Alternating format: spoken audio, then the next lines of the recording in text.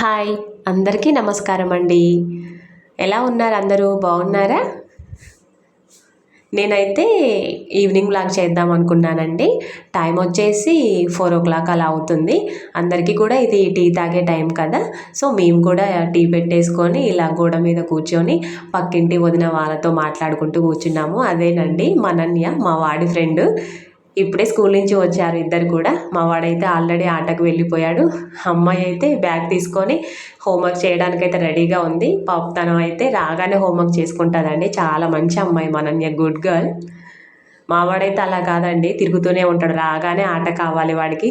ఎప్పుడో తిరిగి తిరిగి హోంవర్క్ చేసుకుంటాడు నైట్ అయ్యాక. ఇక్కడైతే మేమైతే సరదాగా వాళ్ళతో మాట్లాడుకుంటూ టీ ఎంజాయ్ చేస్తున్నామండి.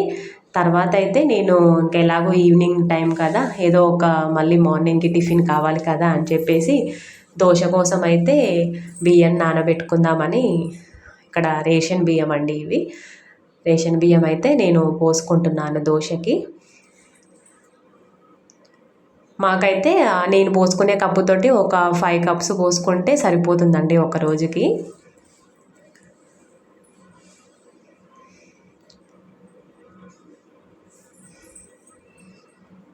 ఇలా నానబెట్టుకున్న తర్వాత కాసేపు అయ్యాక వాటిని అయితే ఫ్రెష్గా కడిగేస్తానండి, ఏం లేకుండా. నేను 5 cups రైస్కి అయితే ఇక్కడ ఈ ఈ కప్పుతోటి 2 cups మినపప్పు పోసుకుంటున్నానండి. ఇది పొట్టుపప్పు అండి, గుండ్లు కావు. బాగుంటుంది. గుండ్ల కన్నా కూడా ఈ పప్పు అయితే చాలా బెటర్గా ఉంటుంది. నేనైతే దీన్ని ఎక్కువగా వాష్ చేయను కూడా, పొట్టు పోయే వరకు. పొట్టు అలాగే ఉంచి మిక్సీ పట్టుకుంటాను. ఎందుకంటే ఫైబర్ కదా, తిన్నా కూడా చాలా మంచిది కదా అని చెప్పేసి ఎందుకులే పొట్టు పోయిందాక కడగడం అని ఆ పొట్టు అంతా కూడా అలాగే ఉంచుతాను. ఇప్పుడైతే వీటిని కూడా నానబెట్టుకుంటానండి.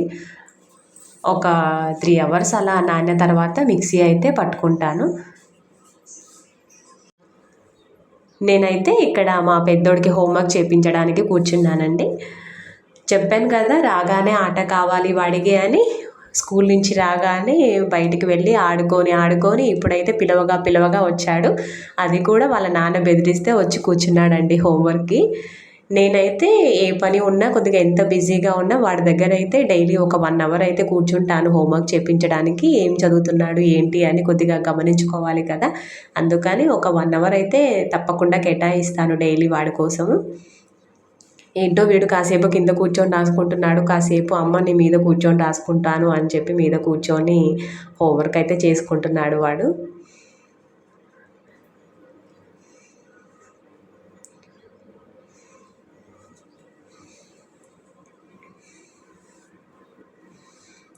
ఇక్కడ చూడండి మా చిన్నోడు కూడా ఏదో చేస్తున్నాడు, వాడు రాస్తుంటే. వాడు ఏదో చెప్తున్నాడు, వీడికి ఏదో అర్థమైనట్టు పెద్ద తల ఊపేస్తున్నాడు, నాకు అర్థమైందిలే అన్నయ్య అన్నట్లు. ఎప్పుడు ఇంతేనండి, వాడు రాసుకుంటుంటే వీడు వచ్చి వాడిని డిస్టర్బ్ చేస్తూనే ఉంటాడు. ఒక్కోసారి అయితే పాపం వాడు జుట్టంతా పీకేసి కొట్టిపోతాడు. చిన్నోడైతే రౌడీ అండి అసలు.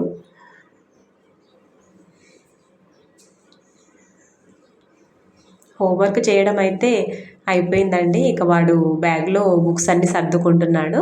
నేనైతే వాళ్ళకి ఇక అన్నం తినిపించేసి స్నానం చేయించి పడుకోబెడితే అయిపోతుంది అని అన్నం అయితే పెడుతున్నాను ఇక్కడ. చిన్నోడైతే పర్లేదండి, బాగానే తింటాడు. కానీ పెద్దోడే కొద్దిగా కష్టము. బతిలాడి తినిపించాలి వాడికైతే.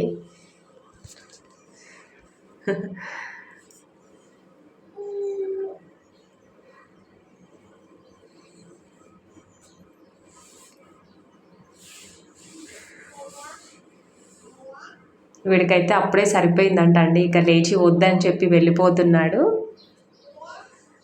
అంతేనండి, 4 ముద్దల కన్నా ఎక్కువగా తినడు. వాడి తిండి కోసం అయితే నేనైతే నానా తంటాలు పడాలి రోజు.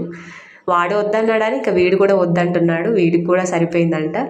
ఇక అదైతే నేనే తినేసేయాలి మిగిలింది. ఇప్పుడైతే నేను ఇందాక నానబెట్టుకున్న మినపప్పు బియ్యం ఉన్నాయి కదండి దోశ కోసము, అవైతే మిక్సీ పట్టుకుంటున్నాను.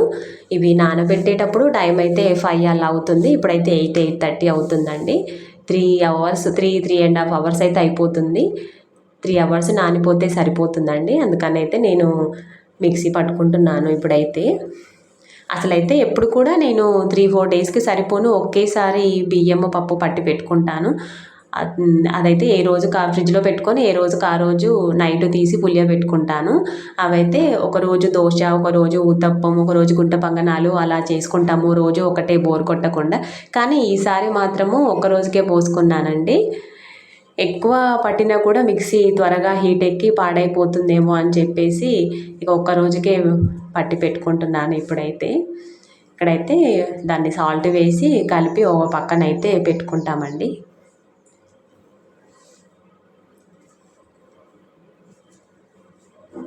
కొద్దిగా పెద్ద గిన్నెలోకే పోసుకుంటానండి పిండి నేను. ఎందుకంటే పొంగితే కింద పడిపోతుందేమో అని చెప్పేసి పెద్ద గిన్నెలో పోసుకుంటాను. ఇదైతే రైస్ కుక్కర్ గిన్నె అండి. ఎందుకంటే మూత కొద్దిగా పైకి ఉంటుంది కదా, పొంగినా కూడా కింద పడదు అని చెప్పేసి దీన్ని ప్రిఫర్ చేస్తాను ఎక్కువగా నేను. దీన్నైతే పక్కన పెట్టుకుంటున్నాను ఇలా.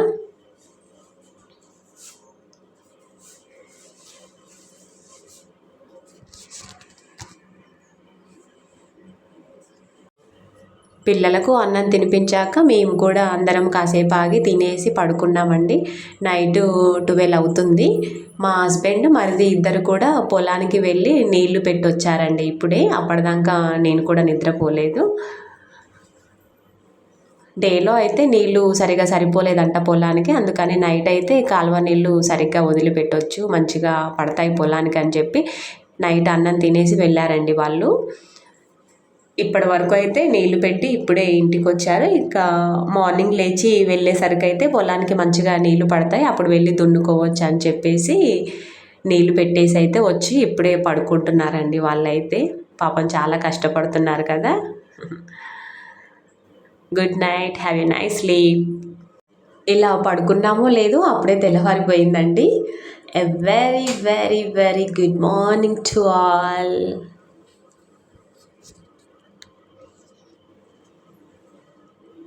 ఇక్కడైతే మా అత్తయ్య, నాయనమ్మ ఇద్దరు కూడా బయట మంచాలు వేసుకొని పడుకున్నారండి.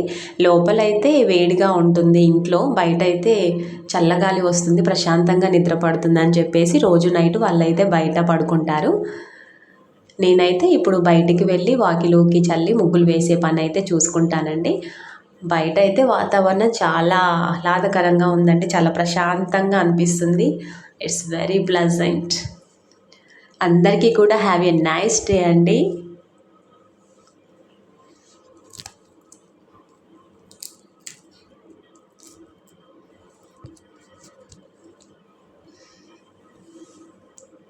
ఉదయాన్నే చాలా ప్రశాంతంగా అనిపిస్తుంది పనులు చేసుకుంటుంటే. నాకైతే చాలా ఇష్టం. ఇక్కడ చూడండి ఆవు దూడే పాపం ఎప్పుడొచ్చి పడుకుందో ఏమో ఇక్కడ మా షాప్ ముందు. అప్పుడప్పుడు కనిపిస్తుంటాయండి ఇలా, నైట్ ఎప్పుడు వస్తాయో ఏమో కానీ మరి మార్నింగ్ లేచేసరికి అయితే ఉంటాయి. ఈరోజు అయితే ఒక్కటే ఉంది. నేనైతే దాన్ని పంపించేస్తున్నాను ఇక్కడ ఊడవడానికి. కాసేపు పడుకోనీలే అని అనుకున్నాను కానీ మరి మార్నింగ్ షట్టర్ తీయాలి, ఎవరైనా వస్తారు కదా షాప్ ముందని ఊడవడానికి పంపించేశాను. మా అబ్బాయి లంచ్ బాక్స్ కోసం నేనైతే రైస్ కడిగి పెట్టి స్టవ్ మీద పెట్టేశానండి. ఈ రైస్ అయ్యేలోపు వేరే పనులు అయితే చూసుకోవచ్చు అని చెప్పి నేనైతే బట్టలు ఉతుకుదాం అనుకున్నాను. ఈలోపు నేను వెళ్ళి బట్టలు ఉతుకుతూ ఉంటే మా పెద్దోడు లేచి నా దగ్గరికి వచ్చాడండి. అప్పుడప్పుడు నేను బట్టలు ఉతుకుతూ ఉంటే ఇలా పెద్దోడు కానీ చిన్నోడు కానీ నిద్ర లేచి వచ్చి ఇలా నా మీద కూర్చొని ముచ్చట్లు పెడుతూ ఉంటారు. ఈరోజు మా పెద్దోడు వచ్చి మాట్లాడుతున్నాడు నాతో. అబ్బా, అమ్మ మీద ప్రేమతోటి కూర్చున్నాడు అని అనుకున్నాను. కానీ ఈ రోజైతే వాడు చాలా పెద్ద ప్లాన్తోనే వచ్చాడండి. అదేంటో తెలుసా? స్కూల్ ఎగ్గొట్టడం. అమ్మాయి ఒక్కరోజు నేను స్కూల్కి వెళ్ళాలమ్మా, ఇంటి దగ్గరే ఉంటాను, నువ్వు ఏది చెప్తే అది చేస్తాను, ఇంటి దగ్గర కూర్చొని ప్రాక్టీస్ చేసుకుంటానమ్మా అని రిక్వెస్ట్ చేస్తున్నాడండి పాపం.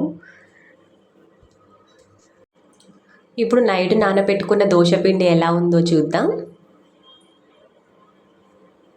అబ్బా, ఎంత బాగా పొంగిందో అండి పిండి అయితే. కాసేపు అయితే కింద పోయేదేమో. దాని కింద నేను వేరే గిన్నె కూడా ఏమీ పెట్టుకోలేదు. అంత పొంగుతుందని ఎక్స్పెక్ట్ చేయలేదు నేనైతే అసలు. అందుకేనండి నేను ఎప్పుడైనా సరే పిండి కొద్దిగా పెద్ద గిన్నెలో పోసుకుంటాను, పొంగినా కూడా కింద పడకుండా ఉంటుందని. దీంట్లో పోసుకుంటే దీనికైతే కొద్దిగా మూత హైట్గా ఉంటుంది, పొంగినా కూడా దాని లెవెల్ సరిపోతుందని చెప్పేసి దీంట్లో అయితే ఎక్కువగా పోసుకుంటాను. ఎక్కువైపోయిందని దాన్ని అయితే నేను ఇంకొక గిన్నెలోకి తీసుకుంటున్నానండి పిండిని. ఎలాగో అంత పెద్ద గిన్నెనైతే పట్టుకొని స్టవ్ దగ్గర దోశలు అయితే వేయరాదు కదా, అందుకని ఇంకొక చిన్న గిన్నెలోకి అయితే తీసుకుంటున్నాను దాన్ని. ఒక రోజుకు సరిపోగా కొద్దిగా ఏం మిగులుతుందో అని అనుకున్నాను పిండి, కానీ 2 రోజులకు అవుతుందండి.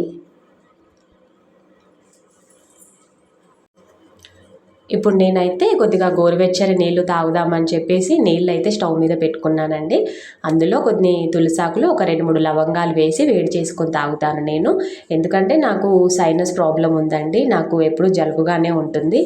దాన్ని క్యూర్ చేసుకోవడం కోసము నేనైతే ఎప్పుడు ఇలా చేసుకొని తాగుతాను మార్నింగ్. ఓన్లీ మార్నింగ్ టైం కాదండి, రోజు మొత్తం కూడా నేను దాదాపుగా గోరువెచ్చని నీళ్ళే తాగుతాను. అలా అయితేనే నాకు ఆ సైనస్ కొద్దిగా కంట్రోల్లో ఉంటుంది, లేకపోతే మాత్రం అంతే సంగతి. ఇంకా చూడండి వాటర్ అన్నీ మరిగిపోయాయి. ఈ లోపైతే నేను బ్రష్ చేసుకొని ఫేస్ వాష్ చేసుకొని వచ్చాను. బాగా హీట్ అయ్యాయండి. ఇంత హీట్ అయితే తాగలేము కదా, అది కొద్దిగా చల్లారి గోరువెచ్చగా అయిపోయేంత వరకు కూడా వాటిని ఫ్యాన్ కింద పెట్టేసి తర్వాత అయితే తాగుతాను నేను. చూడండి నా వాటర్ అయితే కొద్దిగా గోరువెచ్చగా అయిపోయాయి. ఇప్పుడైతే తాగుతున్నాను నేను. వీలైతే మీరు కూడా ట్రై చేయండి, చాలా వరకు జలుబు అయితే కంట్రోల్లో ఉంటుంది. రోజు మొత్తం నాలా కాకపోయినా కనీసం మార్నింగ్ టైంలోనైనా తాగడానికి ట్రై చేయండి. మొత్తానికి మా వాడైతే స్కూల్ ఎగ్గొట్టడానికి ప్రిపేర్ అయిపోయి ఉన్నాడండి. మమ్మల్ని కూడా సాధించాడు. ఇక సైకిల్ వేసుకొని ఆట అయితే మొదలు పెట్టాడు.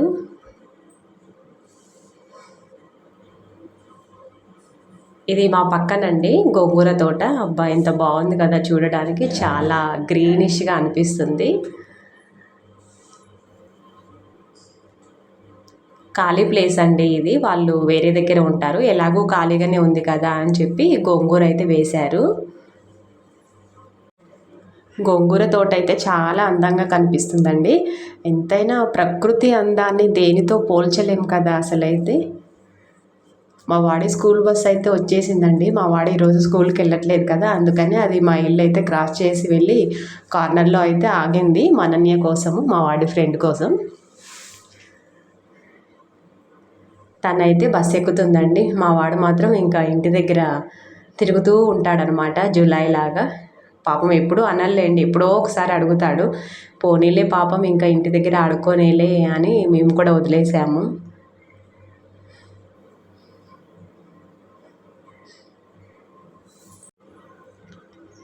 మా మమతకైతే దోశలు వేయడం ప్రాక్టీస్ అయిపోయిందండి, చాలా బాగా వేస్తుంది ఇప్పుడైతే.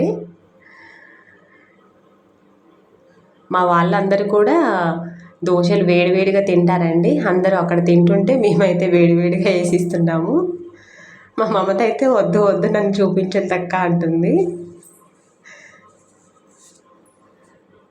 తను వేస్తుంది, నేనైతే తీసుకెళ్ళి ఒక్కొక్కటిగా వాళ్ళకి ఇస్తున్నాను. మంచిగా వేడివేడిగా తింటున్నారు ఇద్దరు కూడా, అన్న తమ్ములు ఇద్దరు కలిసి.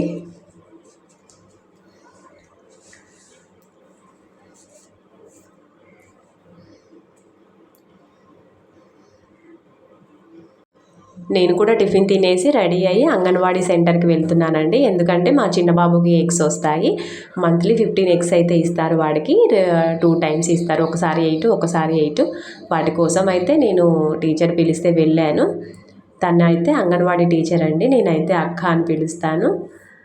మా పెద్ద బాబుని అంగన్వాడీ సెంటర్లో అలవాటు చేద్దాము, స్కూల్కి పంపించేంత వరకు పిల్లలతో అలవాటు అవుతాడని అనుకున్నాము. కానీ వాడు మాత్రం ఇందులో వేస్తే పిల్లలతో కలవక, పిల్లలందరూ ఒక పక్కన ఆడుకుంటుంటే వాడు మాత్రం ఒక మూల నిల్చొని ఏడ్చేవాడంట. ఇంకా మేము వాడి బాధను చూడలేక ఇంకా పంపించలేదండి, డైరెక్ట్ స్కూల్కే పంపించాము. ఇప్పుడైతే బాగానే వెళ్తాడు, మరి ఎప్పుడో ఒకసారి తప్ప. మా చిన్నోడినైనా అలవాటు చేయాలి అని అనుకుంటున్నాము కొన్ని రోజులు. కానీ వాడికి ఇప్పుడు జస్ట్ 2 ఇయర్సే కదా, మొన్న 22కే 2 కంప్లీట్ అయ్యి 3 పడ్డాయి. తర్వాత కొన్ని రోజులు ఆగి పంపించాలి, చూడాలి మరి అలవాటు అవుతాడో లేదో.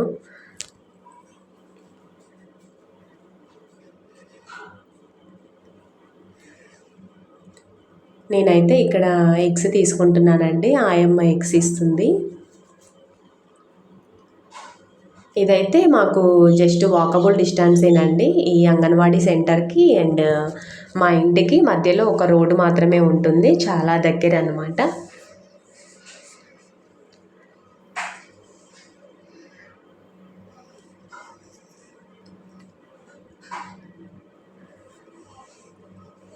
ఇదైతే గవర్నమెంట్ స్కూల్ అండి. మా మరిది, మా ఆయన ఇద్దరు కూడా ఇందులోనే చదువుకున్నారు. ఇంకా మా చిన్న మామయ్య, చిన్నత్తయ్య వాళ్ళందరూ కూడా ఇందులోనే చదువుకున్నారంట. నేనైతే ఎగ్స్ తీసుకొని వెళ్ళిపోతున్నానండి. ఇక్కడ నుంచి చూస్తే మా ఇల్లు అవుపిస్తుంది చూడండి. మధ్యలో రోడ్డు ఒకటే కదా, అదేనండి మా ఇల్లు.